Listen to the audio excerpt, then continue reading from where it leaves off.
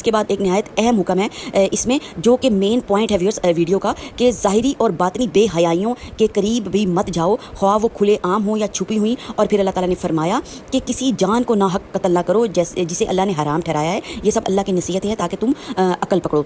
تو ویورز اس آیت سے ہمیں کیا سبق ملتا ہے کہ دین صرف عبادات کا نہیں بلکہ والدین کا ادب بھی ہے، اور جناب رزق پر بھروسہ ہے، ظاہری اور باطنی پاکیزگی ہے. یہ بہت ڈیپ ویورز بات ہے، پوری بات آپ کو بتاؤں گی تو پھر آپ کو سمجھ آئے گا اس آیت کی اور اس دعائے مبارکہ کی اہمیت کتنی زیادہ ہے ہماری زندگی میں، اور ہمیں پتہ ہی نہیں ہوتا اور ہم کس طرف جا رہے ہوتے ہیں. اور انسانی جان کی حرمت، یہ سب مل کر ایک مومن کو جو ہے وہ مکمل زندگی کا نقشہ بناتی ہیں. سوری، بس تھوڑا سا آج ذرا موسم کی چینجز کی وجہ سے تو تھوڑا سا زکام وغیرہ ہو رہا ہے. تو ویورز آیت بہت پیاری ہے. آیت آپ کو جو ہے نا، میں دعائے مبارکہ بھی ہے اور یہ آیت بھی ہے، اینڈ میں نے مینشن کرنی ہے اور آپ نے اس کو بہت ہی دھیان سے پڑھنا ہے. تو ویورز ظاہری اور باطنی برائیاں کون سی ہیں؟ اتنی زیادہ ہیں انسانوں کی. اگر ہم ان کو اپنی زندگی سے نکال دینا ان برائیوں کو، تو زندگی جو ہے وہ بہت ہی پرسکون ہو جاتی ہے، جو کہ آج کل نصیب نہیں ہے. اور پھر لوگ کہتے ہیں کہ جناب زندگی میں سکون نہیں ہے، امن نہیں ہے، اطمینان نہیں ہے، چین نہیں ہے. تو یہ ساری چیزیں حاصل ہونے والی ہیں ایک آیت مبارکہ سے، ایک آیت اور اس کے 1000 فائدے انشاءاللہ تعالی. حکم ربی